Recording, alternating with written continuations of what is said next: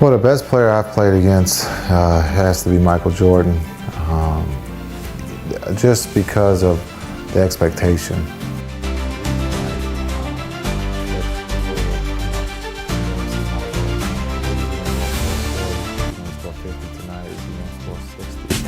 And he never let down, those people. He always came and put on a show. And while he was putting on a show, he's one of the hardest guys to guard. He can get to the basket, get jump over you, and he would let you know about it too. So he wasn't a guy who was quiet. He used to talk a little trash. Now when I say little, that's just putting it nicely, but he was probably the hardest to guard because he was on stage each night and he brought it.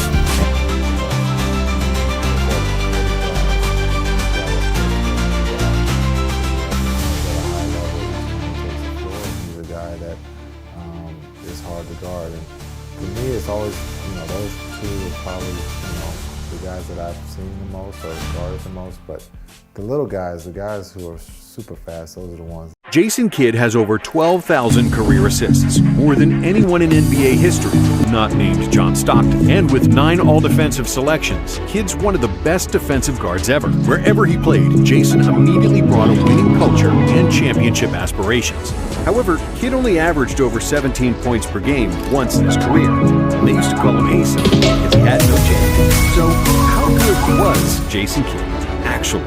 Kidd was born in 1973 in San Francisco, but he was raised in Oakland, home of many past and current NBA players. However, Jason's first sport wasn't basketball, it was soccer. But then, in the 2nd grade, Jason started playing basketball and soon realized he was a natural hooper. After that, there were only 2 places you could find Jason. If he wasn't in school, he was on a basketball court somewhere. When he got to 8th grade, Jason was such a good player that he became a minor celebrity in Oakland because everybody was gathering at the playgrounds to watch him hoop. As a high school freshman, one college coach approached Kidd, asking if he was a senior and if he had already signed a letter of intent because Jason had a large frame and had nearly already reached his adult height of 6'4". He was also usually the most athletic player on every court, so it was easy to mistake him for a senior. However, one Oakland native wasn't that impressed with the young Jason Kidd and wanted to teach him a lesson. Gary Payton was from the same Oakland neighborhood as Kidd, but was 5 years older. And even though Gary wasn't much bigger than Kidd, he was much tougher and more experienced. Payton challenged Kidd to a one-on-one game and didn't let Jason score a single bucket.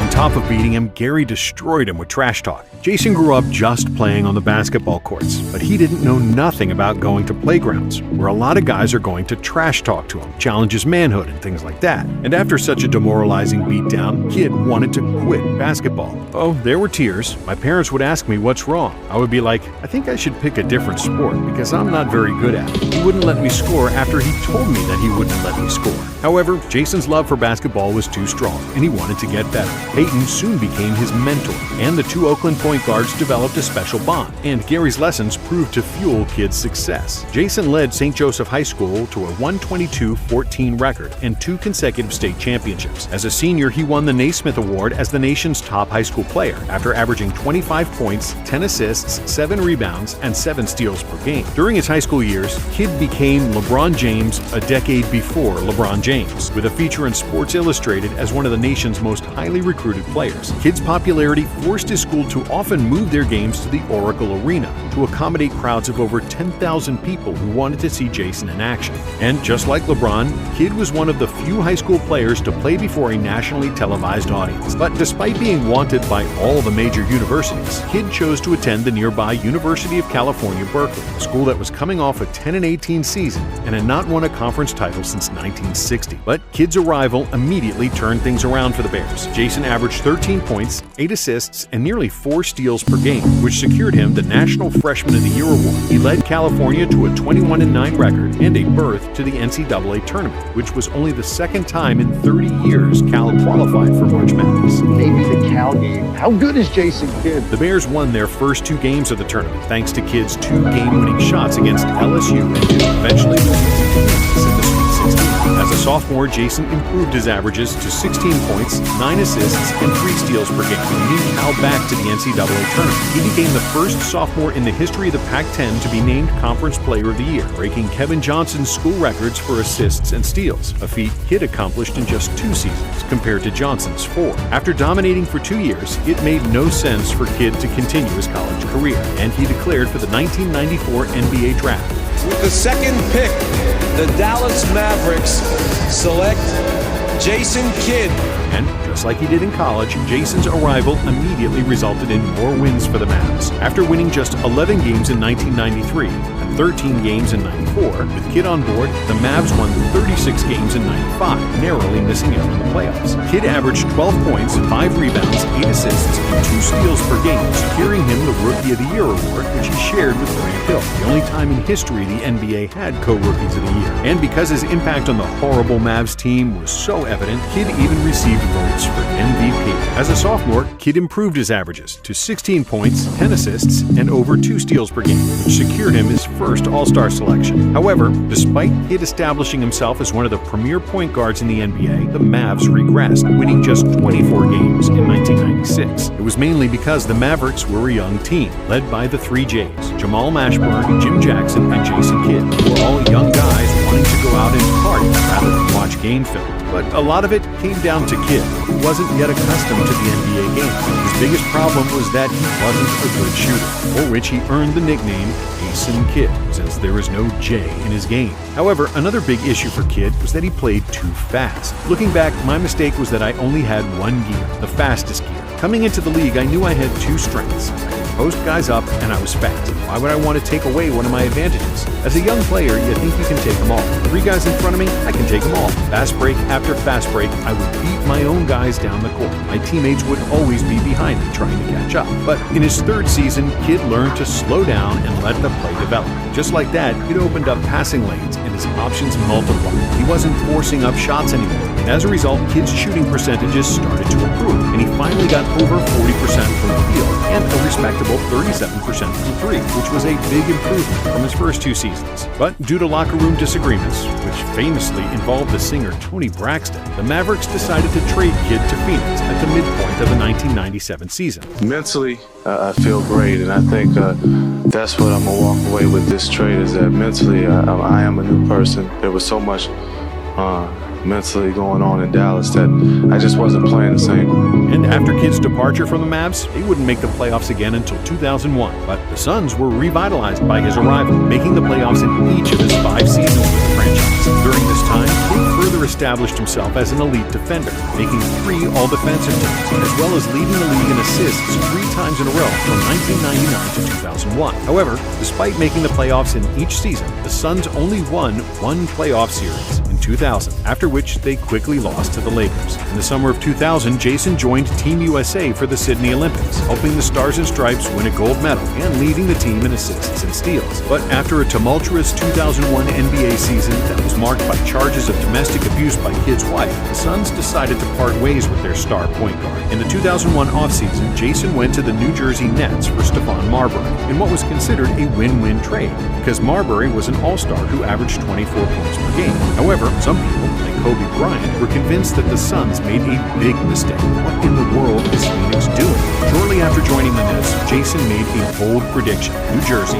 winners of just 26 games in 2001, would win at least 40 games. And his promise was proven correct, and then some. The Nets won 52 games in the 2002 regular season, their best result ever since moving to Jersey, and their winningest season since the 70s and the Julius Erving era. They had the best record in the Eastern Conference, behind 15 points and 10 assists per game from Kidd, who finished 2nd in the MVP voting behind Tim Duncan. But even more importantly, the Nets were winning when it mattered most, in the playoffs. As an NBA franchise, the Nets won only 1 playoff series before Kidd's arrival, dating back to 1984.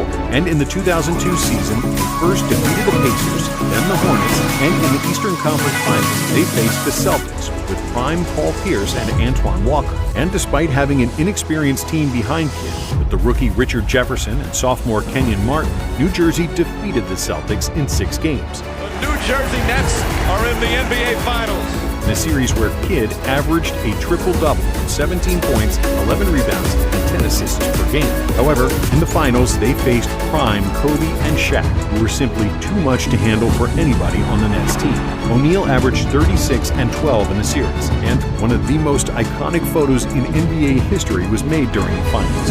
All the Nets players unsuccessfully tried to contain Shaq's dunk, but this experience proved invaluable to the young Nets, who returned to the finals a year later, losing just 2 games in 3 series to win the Eastern Conference. And after 4 games, the finals were tied between the Nets and the San Antonio Spurs. But then another all-time great decided to turn it up again. In Game 5, Tim Duncan finished with 29 points and 17 rebounds to secure the win. And in Game 6, he was even better, with 21 points, 20 rebounds, 10 assists, and an astonishing 8 blocks to win the game and the championship for the Spurs. Kidd averaged 26 and 7 in the series, but the Nets had little offensive firepower and a lack of shooting to feed off his passing. It wasn't a surprise that they lost to a much deeper, more balanced Spurs team. In the next 4 seasons, the Nets made the playoffs each year, but they never made it further than the second round. Then, in the middle of the 2008 season, Jason Kidd was 34 years old, and he realized that he couldn't win a title with the Nets, so he asked for a trade. The man who brought a basketball renaissance to New Jersey will likely be wearing different colors after the All-Star break.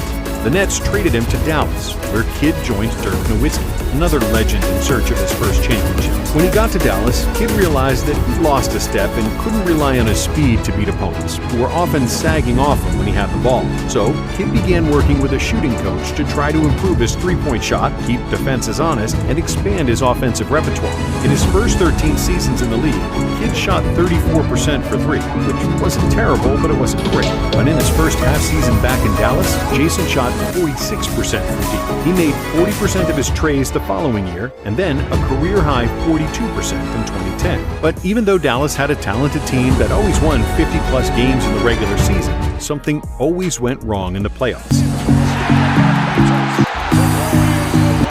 So before the 2011 season, nobody believed that a 33-year-old Dirk, 34-year-old Jason Terry, and 38-year-old Jason Kidd could improve much from the previous disappointing seasons. But Dallas was different that year. The addition of Tyson Chandler bolstered their interior defense, which addressed their biggest weakness. Get that shoe out of here! And adding veteran sharpshooter Peja Stojakovic and giving more minutes to J.J. Barea gave them a big boost off the bench. The Mavs won 57 games in the regular season, and after they struggled in the first round of the playoffs against Portland, they swept the Lakers in the second round. And Kidd's defense on Kobe was a main reason for Dallas's victory in the series. An old man, Jason, limited Bryant to just 23 points per game in the series. In the conference finals, Dallas defeated the young superstar trio of OKC, securing a trip to the NBA Finals against the heavily favored Miami Heat. And it all started according to the Vegas odds, who had Miami as a 3-1 favorite. The Heat won Game 1 and had a commanding lead in Game 2, when Dirk sparked a late Dallas comeback which tied the series. Miami then won Game 3, and again it seemed like LeBron was well on his way to winning his first championship. But the Mavs weren't letting go so easily, and Jason Kidd played an instrumental role in guarding LeBron. For long stretches of the series, Dallas kept James in check by using the much smaller Kidd as his primary defender. Kidd kept digging at the ball, and LeBron was unable to attack him off the dribble. By neutralizing James, who finished with 8 points in Game 4 and 17 points in Game 5, the Mavericks turned the series around. In Game 6, Kidd was a game-high plus 18, and with a late fourth-quarter scoring spree from Nowitzki, the Mavs won their first title in franchise history.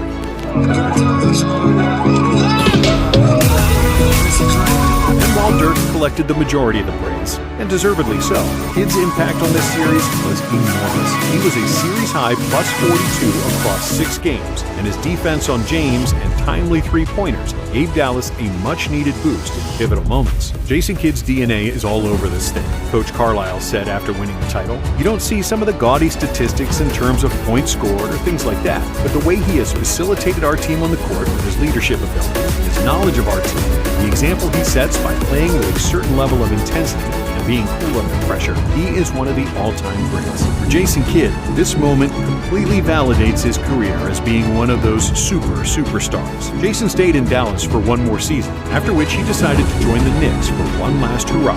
I think Jason Kidd just realized it makes more sense for him at this point in his career, almost 40, to try to go with the win now team.